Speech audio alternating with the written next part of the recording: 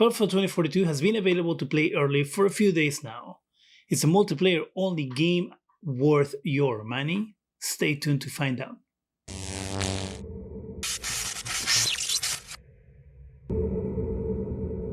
Hi, welcome to Zgadgetreview. Battlefield 2042 was announced a few months back with a lot of fanfare and a lot of promise. This was supposed to bring that franchise back to a place that it hasn't been in a long time, and that will be in people's gaming consoles and PCs. Battlefield 2042 fell from grace a while ago, and not to say that no one buys the games or plays the games, but in comparison with other shooters that is trying to emulate or to compete with, Battlefield had really just fallen on hard times. So Battlefield 2042 was supposed to change all that for the franchise. I had the opportunity to play Battlefield 2042 early thanks to Game Pass. I've played, I will say, about 7 hours. I have about 3 hours left on my trial. And that's about enough time for me to have an idea of what the game is. This is all a multiplayer-only game. And a multiplayer-only game that only has 3 modes. And out of those 3 modes, I will say 1 is actually worth any time. So the first one is All-Out Warfare. All-Out Warfare actually breaks down into 2 modes: Conquest and Breakthrough. In Conquest, each team starts with a number of reinforcements representing the number of lives they have for the entire match. The first team to lose all of their lives is the losers. So you're battling for 2 different zones. As you kill off the other team, more people is being sent back to replenish the people that keep dying. The moment that team runs out of people to respawn, that's the moment the match is won. The other mode within All-Out Warfare is called Breakthrough.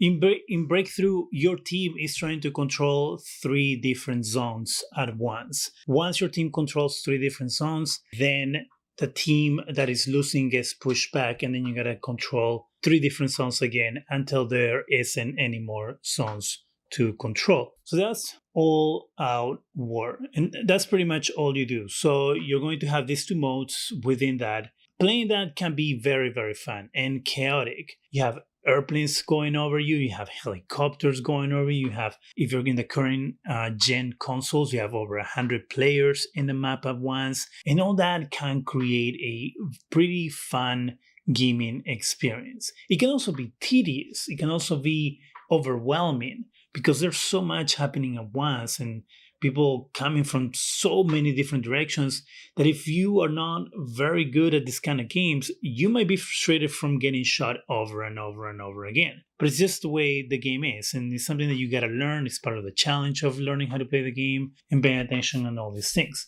That is pretty much what All-Out War is. The next mode is Hazard Zone. In Hazard Zone, you have a squad of 4 people, and it's your squad of 4 people versus other squads in the map. All of you are going out and trying to retrieve as many hard drives as you can and to eventually extract. This is the closest to a Battle Royale mode that Battlefield has. If you're able to extract from the map, then you can exchange those hard drives for in-game currency that allows you to unlock newer weapons, better equipment, better explosives, and things like that. Now, the biggest issue with Hazard Zone is that the simple nature of you having to collect in-game currency in order to beef up your arsenal creates a problem. Because if you start playing the game on the 19th, when the actual game launches,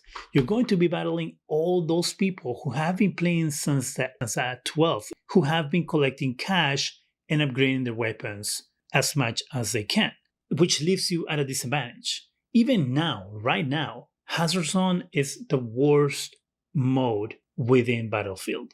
It is not fun, it is totally unbalanced, and the worst part is that there isn't a way to communicate with your teammates.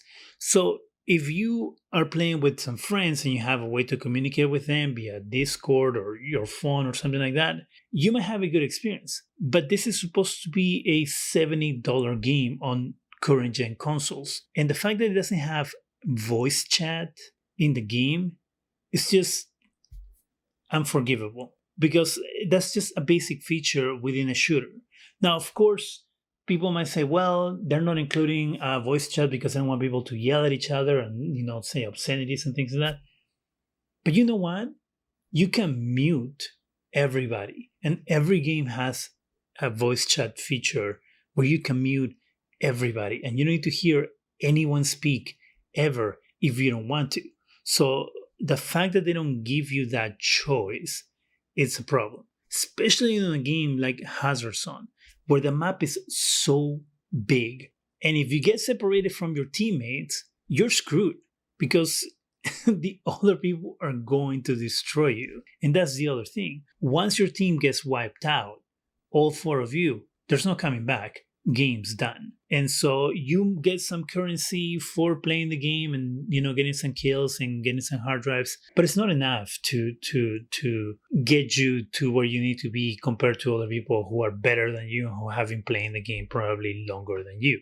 The reason why the mode is so not fun is because of that reason. It doesn't seem to be done right to pull off what they're trying to pull off. And finally, the best mode in my opinion, the mode that should have been released as its own simple, alone by itself game. This could have been made a free-to-play game and EA would have had a winner in their hands. Portal. Portal is the funnest thing in the whole Battlefield package. Why? Because you have the ability to not only play the games that the developers have already pre-created for you, but you can also go and play games that are created by other players. And so in case you're not aware of what Portal is, Portal allows you to use assets from Battlefield 1942, Battlefield Bad Company 2, and Battlefield 3. So you can use maps, you can use weapons, you can use the soldiers, and you can use game modes for all these different games. You can combine them as you want and create your own games. For example, I was playing a game that was called Zombie, where you came out as I think you were a German soldier, and you only appear with a knife. And the amount of German soldiers was overwhelmingly large compared to the other soldiers. I can't remember what country the other soldiers represented. But those other soldiers have guns. You as a zombie, you can go and kill a soldier with your knife and take their gun from them, and then try to kill as many of the other team as you can. They call it zombie because of that reason. And it was actually pretty fun. Yes, the modes eventually do wear thin, but the variety of different modes and things that people can create give this little piece of the game a huge potential of being the funnest mode in the whole package. Because if you get tired of something, you can jump onto something else, and then onto something else, and onto something else. You can create your own game if you want to, and open it for people to play. So that to me was the best part of all of Battlefield. Portal, which I was not expecting. And Portal was the thing that I actually spent the most of my time on. And I am a little down on Battlefield 2042. It isn't really what I was expecting it to be. It is, I will say, based on the hype and what I was expecting, it's a letdown. And the reason is because right now it's missing a lot of features. It's missing, like I said, voice chat. The other thing that this game is lacking is a scoreboard. While you're playing the game, there is no way to check how good you're doing. Yes, you're shooting people are shooting at you, you're dying, you're killing. And usually, you're within the game, you're not necessarily paying attention to how many kills you have and how many deaths you have. To look at your scoreboard to see how you're doing, to me, is a very important thing when you're playing these type of games that are competitive in a way. There's been times where I'm playing the game and I don't really know where I am. And so I look at my scoreboard and sometimes I'm down on kills. I have more deaths than kills. And that actually gives me fuel to want to continue pushing forward to try to at least get even with my deaths, right? But there's no way to look at that here. It just doesn't exist for whatever reason. This is the quote-unquote roadmap that they have provided on what to expect after the launch of Battlefield 2042. In our first year of live service, we will deliver 4 seasons with 4 battle passes, 4 new specialists, and new locations along with more fresh content. We also intend to deliver updates to Battlefield Portal that will give players more ways to build and share new Battlefield experiences with the world. That means Season 1 you can expect a new specialist, Battle Pass, and Portal content, and maybe even some new sites to see as the story of Battlefield 2042 continues to unfold. Expect more details early next year. So right there, the information is pretty vague, right? They're going to give you new content, Battle Pass meaning it's going to cost money, on top of what you already spent. What type of content you're going to get? Who knows? You might get some more sites, meaning some more maps. You might. At the same time, you might not. And you're going to get another specialist. Now, specialists to me are not the funnest things or the coolest things. The good thing is you can switch between specialists as you play the game. You can try each specialist as you play the game if you want to and pick the one that you like the best. You can do the same with weapons. The problem is that each weapon that you pick is going to be basic until you are able to upgrade it. And that is going to take some of the fun away from the game. And the reason is because you're going to be fighting other people who have already advanced weapons with scopes and different types of magazines and all these things that you can change in the gun that is going to make that player inherently better. And so if you're playing the game, sometimes it becomes kind of frustrating because if you're playing, let's say, someone with a scope and you don't, that person's going to be able to pick you off every single time. And you're never going to try to figure out where the shot is coming from.